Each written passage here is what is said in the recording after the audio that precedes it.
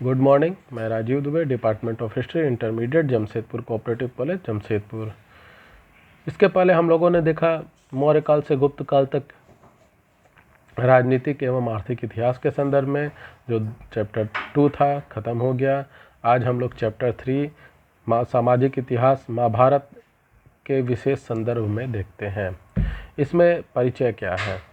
Gita press Gorakhpur से प्रकाशित महाभारत के प्रथम खंड आदि पर्व और सभा पर्व की भूमिका में लिखा है, महाभारत आर्य संस्कृति तथा भारतीय सनातन धर्म का एक महान ग्रंथ तथा अमूल्य रत्नों का भंडार है।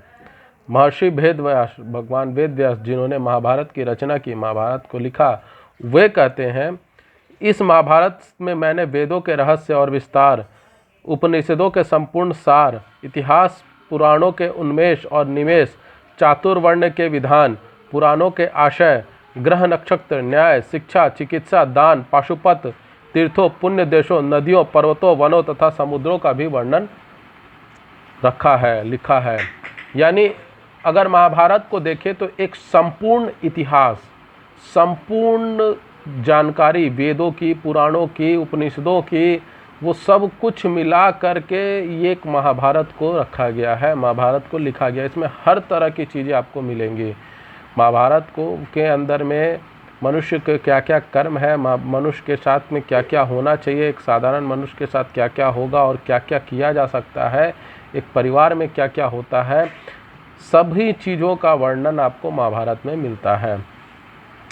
वास्तव में महाभारत विश्व का सबसे बड़ा ग्रंथ है और इसमें 18 पर्व हैं और सभी पर्वों सहित कुल 1948 अध्याय हैं। हर पर्व में अलग अलग, जैसे आदि पर्व है महाभारत की शुरुआत के बारे में, सभा पर्व है महाभारत में क्या हुआ, उसके बाद में ऐसे 18 पर्व है, युद्ध पर्व है। तो इस तरह का पर्व का मतलब खंड में बांटा गया है, इस खंड को पर्व का नाम दिया गया और उसमें प्रत्येक अध्याय में, हर पर्व में अध्याय लेकर मिलाकर देखा जाए तो टोटल 1948 अध्याय हैं और इसमें सभी अध्यायों को मिला लिया जाए तो 1 लाख से ज़्यादा श्लोक हैं, जो 1,02,17 श्लोक हैं कुल टोटल उस महाभारत के अध्याय में, उस महाभारत नामक ग्रंथ में। इसलिए इसे शतसहस्र संहिता भी कहा जाता है, शतसहस्र संहिता भी कहा जाता है। कुछ विद्वान इसे अतिशयोक्तिपूर्ण वर्णनों के कारण इसे ऐतिहासिक नहीं मानते हैं, मगर ऐतिहासिक भी नहीं कहा जा सकता। इसमें बहुत सारा भेद है। लोग इसको मैथोलॉजिकल यानी काल्पनिक ग्रंथ भी मानते हैं, क्योंकि इसमें कुछ ऐसी चीज़ों का वर्णन है जो कई इतिहासकारों को काल्पनिक ही लगता है। परंतु महाभारत के समय के जिन स्थलों का वर्णन है और जिन जिन चीज़ों का वर्णन है, उससे संबंधित कई साक्ष्य आज इतिहासकारों को उपलब्ध हो गए हैं, जिसके कारण कई इतिहासकार इसे ऐतिहासिक ग्रंथ मानते हैं और इसकी तिथि भी निर्धारित करते हैं कि महाभारत का युद्ध कब से कब तक हुआ था। इसकी तिथि मानते हुए अधिकांश विद्वान 1400 ईस्वी पूर्व से 1000 ईस्वी पूर्व के बीच इस महाभारत के युद्ध की घटना की बात करते हैं, बताते हैं कि ये 1400 ईस्वी पूर्व से 1000 ईस्वी पूर्व के बीच में महाभारत का युद्ध हुआ था। जब महाभारत का युद्ध हुआ था तो महाभारत में सभी चीज़ें वर्णित हैं, ये ऐतिहासिक प्रमाण की आवश्यकता नहीं है। कुरुक्षेत्र जहाँ महाभारत का युद्ध हुआ था वो आज भी है, वहाँ की धरती आज भी लाल है और कई ऐसे वर्णन हैं जो महाभारत से संबंधित है और प्रमाणित करते हैं कि महाभारत काल्पनिक ग्रंथ नहीं है, महाभारत ऐतिहासिक ग्रंथ है। प्रोफेसर बीबी द्वाल द्वारा महाभारत में वर्णित स्थलों पर खुदाई कराई गई है। महाभारत में जो वर्णित स्थल हैं, प्रोफेसर बीबी लाल जो इतिहासकार भी हैं और पुरातत्व वैज्ञानिक भी हैं, उनके द्वारा खुदाई कराई गई और उसमें महाभारत में वर्णित ग्रहों की स्थिति के अनुसार आर्यभट्ट ने महाभारत के अनुमानित तिथि 3100 ईस्वी पूर्व निर्धारित की। आर्यभट्ट भारत के महान गणितज्ञ जो चंद्रगुप्त द्वितीय के समय नवरत्नों में से एक थे, उन्होंने महाभारत की तिथि 3100 ईस्वी पूर्व निर्धारित की है।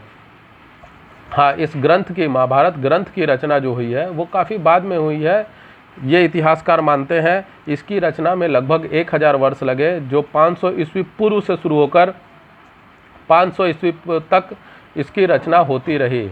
ये ऐसा इतिहासकारों का मानना है, ये प्रामाणिक रूप से ये लोग मानते हैं। लेकिन महाभारत का जो युद्ध हुआ, महाभारत की जो घटनाएं थी, वो आर्यभट्ट के अनुसार 3100 ईस्वी पूर्व और बाकी कई इतिहासकारों के अनुसार 1400 से 1000 ईस्वी पूर्व के बीच में हुई थी।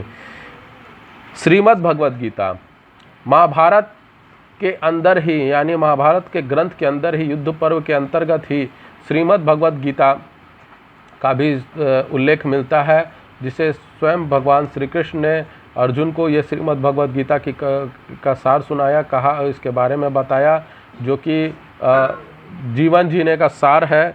एक सबसे सर्वाधिक शिक्षा, महाभारत का सर्वाधिक शिक्षाप्रद भाग है और मानव की प्रत्येक समस्या का समाधान इसी ग्रंथ में, इसी श्रीमद् भगवद गीता में लिखा हुआ है, निर्मित है।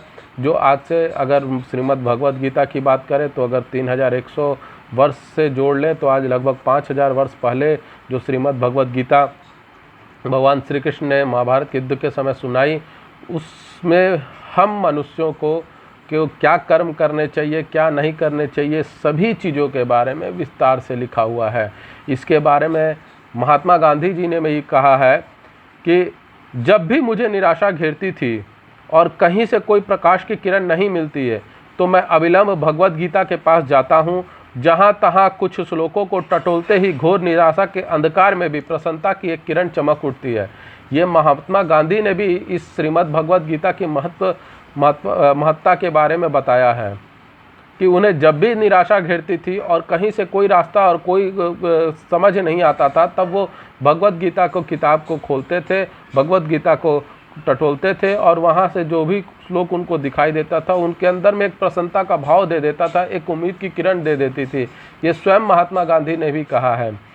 और इस गीता का एक सार है जिसके द्वितीय अध्याय के 47वें श्लोक में लिखा गया है, कर्मण्यवाधिकारस्ते माँ फलेषु कदाचन माँ कर्म फल हेतुर्भु माते संगोस्त्वकर्मणि। अर्थात हे मनुष्य, भगवान श्री कृष्ण कहते हैं कि हे मनुष्य, तुम्हें सिर्फ अपना कर्म करने का अधिकार है। कर्म का फल क्या होगा इस पर तुम्हारा कोई अधिकार नहीं है। कर्म का फल तो ईश्वर देगा। तुम अपना कर्म करो, तुम्हें सिर्फ कर्म करना है, फल की चिंता नहीं करनी है। तुम्हें फल की चाहत भी नहीं होनी चाहिए। तुम्हारे कर्म न करने में भी रुचि नहीं होनी चाहिए, यानी तुम्हें सिर्फ कर्म करना है, न फल की चिंता करना है और न कर्म नहीं करना है, ऐसा भी नहीं है। आपको कर्म करना ही है और उसके अनुसार आप जो भी कर्म करेंगे, जो भी काम करेंगे, उसके अनुसार ही आपको फल मिलेगा। अब इसका एक छोटा सा उदाहरण, हम जितनी मेहनत करते हैं, मान किसी परीक्षा के तैयारी में हमने जितनी मेहनत की है, रिजल्ट उसके अनुसार ही मिलता है। तो अगर आपने मेहनत ज़्यादा की होगी तो रिजल्ट भी अच्छा मिलेगा। वही चीज़ है कि आप जैसा कर्म करेंगे, अच्छे कर्म करेंगे तो फल भी अच्छा होगा। आप किसी का बुरा करेंगे, किसी के साथ गलत करेंगे तो निश्चित रूप से उसका रिजल्ट भी बुरा ही होगा, अच्छा नहीं हो सकता है। तो ये सभी चीज़ें गीता में, श्रीमद् भगवद गीता में लिखी है।